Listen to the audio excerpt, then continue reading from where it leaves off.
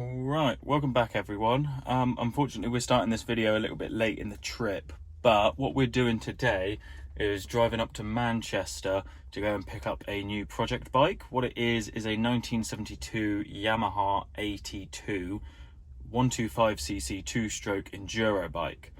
So a little bit different to what we usually do, but it should be good fun. I don't know if the guy who owns the bike is going to let us do much recording at his property, but we'll go and do it. We've been driving for about 4 hours now. We've got about an hour and a half left, and we should hopefully be there just for around 4 o'clock, 5 o'clock in the afternoon. So let's hope the sun stays up so we can get some sort of, good footage of the bike. Anyway.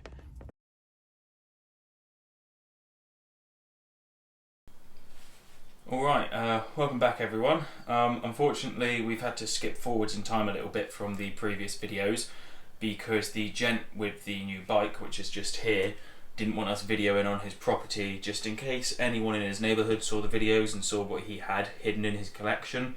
So we put it back up on the trailer. I've got a few pictures of it on the back of the trailer, or in the back of the truck, and we drove it all the way back down the country. So we've gone from the south coast of the UK, so Dorset, all the way up to Manchester, south section of Manchester called Cheadle, and then we've come all the way back down to the south coast again in Dorset with this Yamaha A2, so little 1973 Yamaha AT2 125 two-stroke.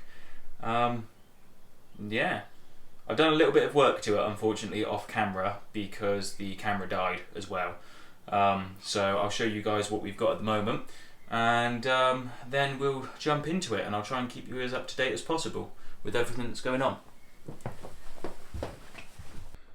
Okay, so this is where we're currently at with the new bike. So as you can see, we have taken the oil, the little two-stroke oil inlet off, we've taken the seat off, we've taken the fuel tank off, we've unplugged the spark plugs, obviously, and we've taken the battery out, which goes in there, just purely because the old battery was the original battery. It was shot, the fuel tank had rust in it, and the oil tank's empty, and it's safe enough just hanging there. It's got its own little strap that holds it in that position from factory as well, which I think is pretty cool. Like, if you have a little look, just here, this little strap here holds the oil tank so you can get the battery out and the oil tank doesn't fall out, I think that's quite cool.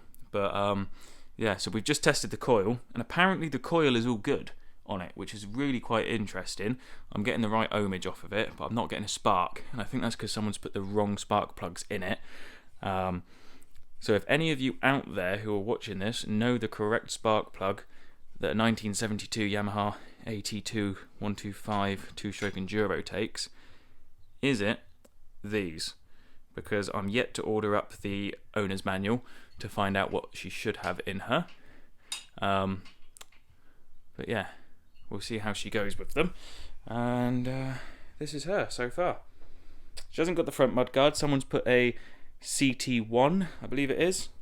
CT1 or CT2 front mudguard attachment on her. So that's going to be coming off, and we're going to try and get an original mudguard on her for the front. And she doesn't have any indicators anywhere. I've searched them up online, and they're almost £200 for a set of indicators, which is quite a lot. But yeah, this is going to be a running project that we'll be working on alongside this, which I think is quite cool.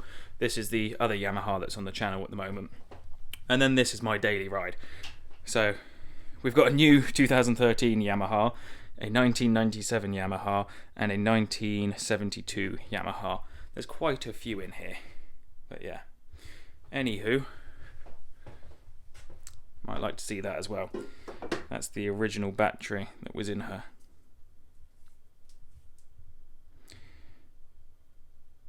Really dirty, but hey, that can stay there.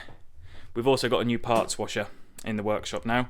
I've just ordered this up, and that'll be good to us, hopefully. Also, whilst we're here and we're sort of making a video of just picking up the bike, there's not a lot of video to be done about working on the bike at the moment. because I'm still yet to source all of the manuals and stuff that I need to actually have the knowledge before I strip this bike down any further. I thought we'd do a little video walk around of the workshop because no one's actually seen the inside of the workshop, they've just seen the bikes being worked on in here. So let's have a little look around the workshop, shall we? It's not too big in here, it's just about big enough to do some work. But over on this side we have where my air compressor normally goes, but it's in the shop at the moment getting repaired because I snapped it like an idiot. We've got just a secondary toolbox there filled with, you know, imperial and metric gear should I snap anything.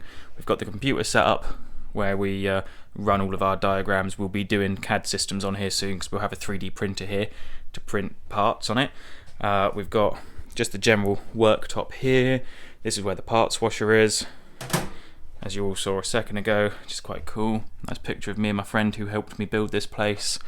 There's actually my spanner arc welded cup holder, which I think is actually quite fun. Keeps all my bottles out of the way. This is my toolbox wall, my like just tools on the wall section. So let me zoom out for you. There we go. So there's my tools on the walls. Nothing too fancy up here, but makes it really easy when you're working on a bike. You're like, oh god, I need to change the spanner size. There it is. Pop a spanner out of there, start working on the bike again. And this is our parts department. So what happens is when I take parts out of the bike, they then come up here, they get labelled, and they get put into a plastic bag, a little plastic Ziploc bag. They go in here, like all of that stuff is, and they go in the black, and they get labelled where they are and which bike they're off of. So like where on the bike they're off of and which bike it is. And then they will come into here, they get washed up in here, they get put back into their bag, and they go into the red trays. So the black trays for dirty gear, the red trays are for clean gear, and then that allows me to know where everything is. And then coming off of the whole workshop area, we come around to this section. This is a little dirty at the moment, because I've had some deliveries, but you got my sofa down here, which is for chilling when I'm in here late nights.